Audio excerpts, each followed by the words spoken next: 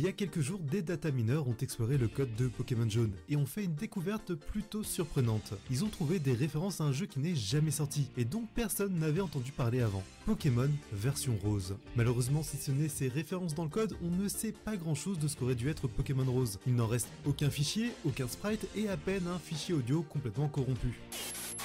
Le plus probable, c'est que cette version devait fonctionner en duo avec Pokémon Jaune, à la manière de Pokémon Vert et Rouge, ou Rouge et Bleu. Et du coup, je me suis demandé quels auraient pu être les starters et la mascotte de ce jeu mystérieux. Quel Pokémon aurait pu orner les boîtes de cette version inconnue, aux côtés de Pikachu et de sa version jaune.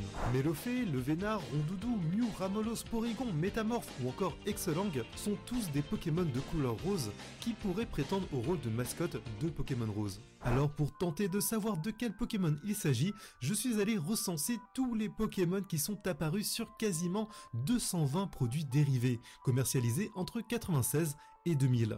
J'ai épluché toutes les boîtes de jeux que je pouvais, les boîtes de céréales, de soupe, de nouilles, des couvertures de livres, les peluches, les jouets et les figurines à la recherche d'une mascotte potentielle, d'un Pokémon qui reviendrait plus souvent que les autres, ou au moins d'une logique marketing ou de communication. Et après avoir longuement trié mes résultats, scruté les nombres d'apparitions par année de chaque Pokémon, j'en suis venu à la conclusion que Pikachu c'est le plus représenté de tous les Pokémon, et de loin. Aucune mascotte secondaire ne se détache clairement du lot puisque, même si dans l'ensemble les starters sont très bien représentés, aucun Pokémon ne surplombe clairement les autres.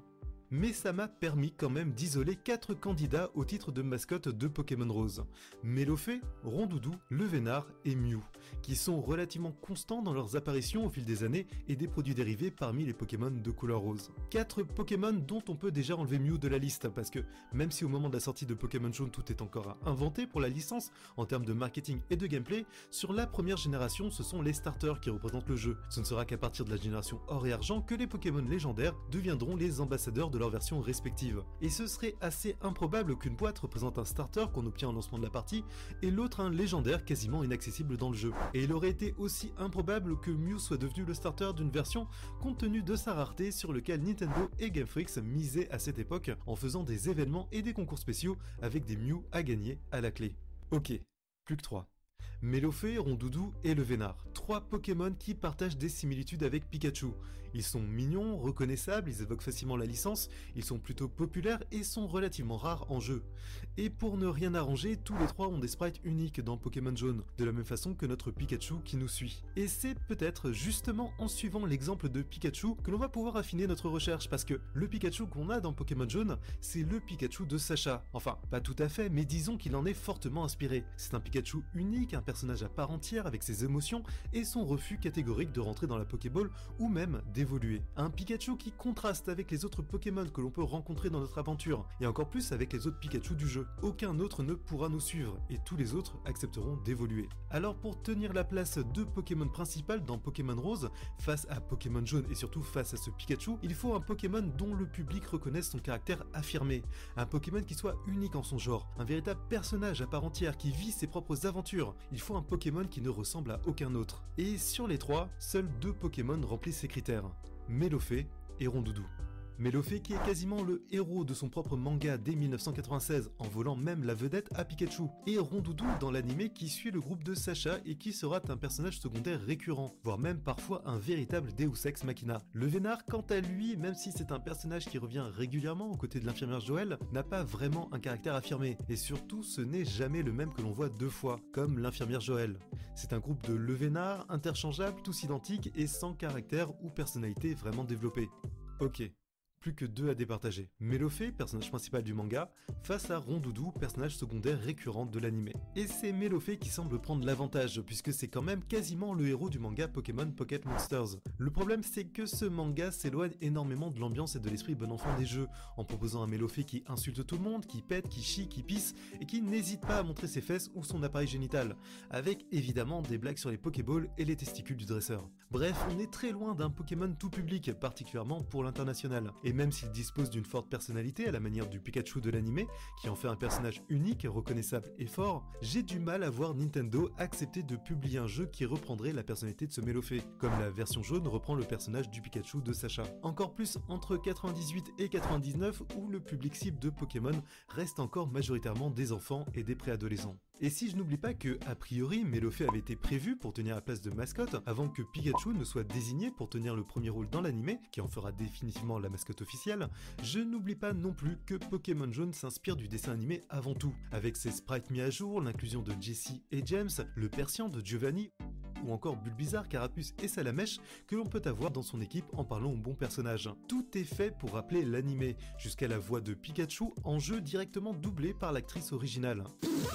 Si l'empreinte de l'anime est si présente dans le jeu, c'est parce que, avec les jeux vidéo, c'est à cette époque le support le plus populaire auprès des enfants, et le média sur lequel Nintendo, Game Freak et Creatures appuieront leur marketing transmédia. Et Melofé n'y a dedans qu'un rôle mineur, puisque même si les Melofé apparaissent tôt dans la série avec l'épisode 6, on ne les reverra pas avant l'épisode 62, et bien plus tard dans le 246 en 2003. Si on ne se repose que sur l'anime, en excluant le manga qui en fait une figure importante, Melofé a du mal à rivaliser avec Pikachu en tant que figure de proue et starter de Pokémon version rose. Finalement, le candidat idéal pour tenir la place de mascotte et de starter de Pokémon rose, c'est certainement Rondoudou, tant il fonctionne en miroir de Pikachu. Un Pokémon mignon, facilement identifiable, un personnage attachant et récurrent dans le dessin animé qui, bien qu'il soit secondaire, a ses moments d'héroïsme. Un Pokémon avec un caractère très affirmé qui obligerait les joueurs et joueuses à prendre soin de lui et à veiller à son bien-être. Et en plus, c'est un Pokémon qui n'évoluera pas dans la série. C'est le Pokémon parfait, ou en tout cas, le plus probable. Pokémon version jaune avec Pikachu et Pokémon version rose avec Rondoudou. Pikachu et Rondoudou. Pikachu et Rondoudou. Mais attendez. Il y a un autre jeu sorti à la fin des années 90 qui montre justement ces deux Pokémon en particulier. Et si Super Smash Bros 64 avait annoncé Pokémon Rose et Jaune? Parce que si Pikachu est un représentant évident de la licence Pokémon en tant que mascotte, le choix de Rondoudou pose déjà plus question. C'est certes un Pokémon plutôt populaire, mais au final moins que Mewtwo qui avait été envisagé par Sakurai pour intégrer Super Smash Bros 64. Et il aurait eu tout à fait sa place, d'un côté Pikachu, la mascotte, de l'autre le légendaire qui n'apparaît qu'après la fin du jeu. Un choix qui aurait été d'autant plus pertinent qu'il a été la vedette de son propre film en 98, et que Pokémon Stadium lui dédie un mode de jeu complet sous la forme d'un combat de boss.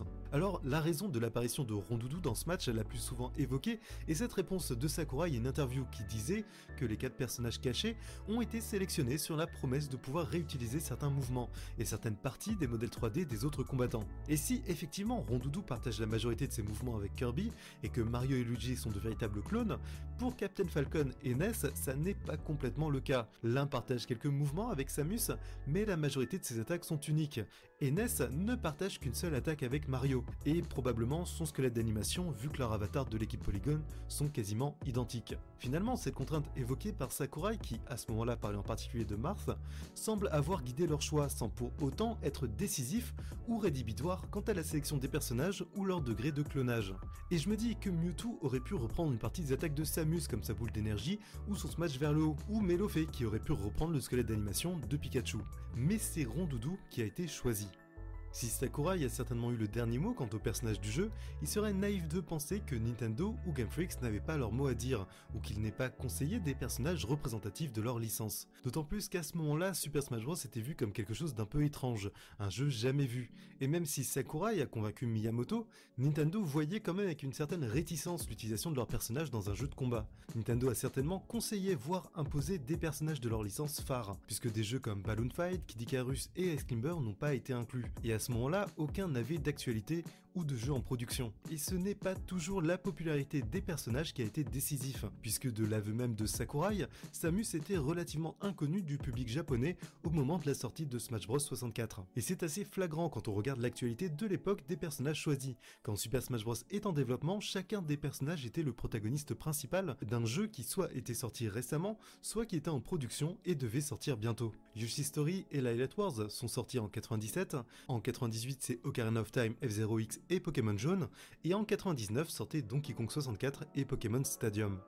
Kirby 64 quant à lui ne sortira qu'en 2000, mais le jeu était probablement déjà en développement chez HAL Laboratory, et Kirby's Dream Land 3 venait de sortir en 97. Et vu que Sakurai est à l'origine de Kirby et de Super Smash Bros, ça aurait été étonnant de ne pas l'inclure dans la série. La seule exception à cette règle c'est Mario, puisque Super Mario 64 est sorti en 96, mais difficile d'imaginer la mascotte de Nintendo ne pas être présente à la fête, surtout considérant son statut iconique, et la volonté de Sakurai d'inclure des personnages de Nintendo.